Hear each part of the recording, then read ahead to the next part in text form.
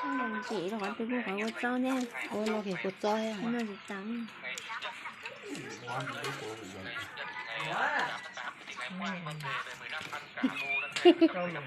Lẽ là tổng đấy á. Quên mất lớn cái quê hả nó.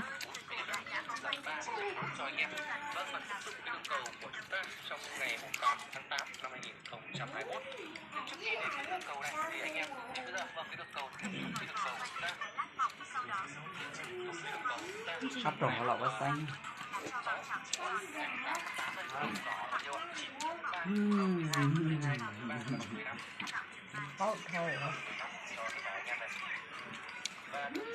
Cá rồi. Cô rùa cá.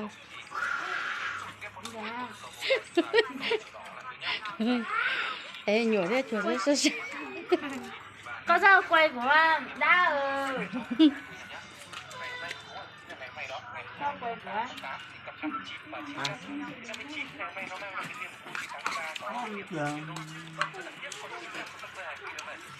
Trời ơi.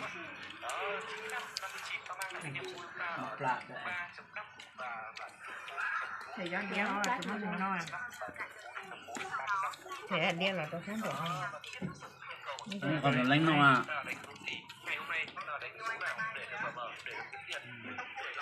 Một cái sách to chả mà. Rộng không?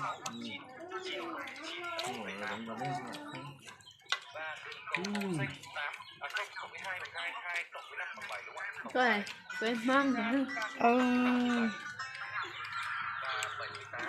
Những gì có hải lệnh uổng kìa nào.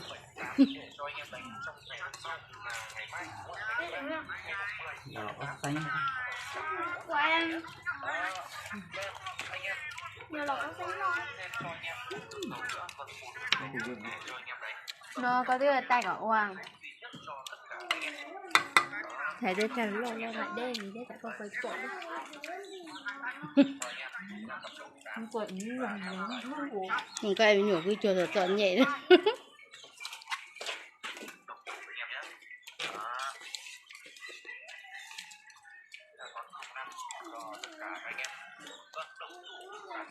Nó chỉ xài giá.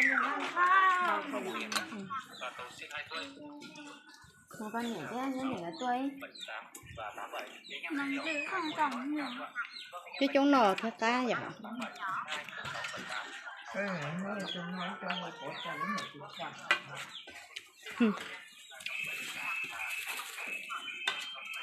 Hả dễ nhỉ? Sao phải nó cái lá. Ngon tụng. Cơm mặt nó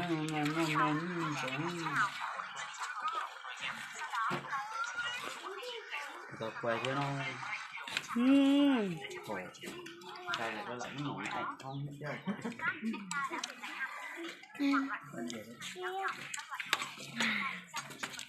Nó còn như kiểu có còn gì có. Trời cô có nói gì toàn nó lấp lên nè. Này cả. Thế nó tưởng nó là quay đấy là chả nó lo.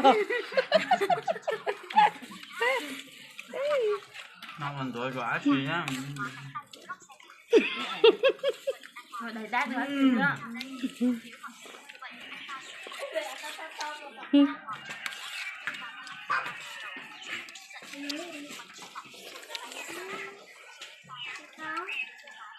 Nó bên đã xem mà nó nhớ Này.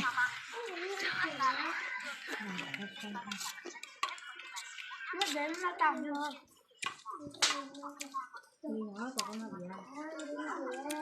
nó trồng kiểu những tay to là con tránh người bố bắt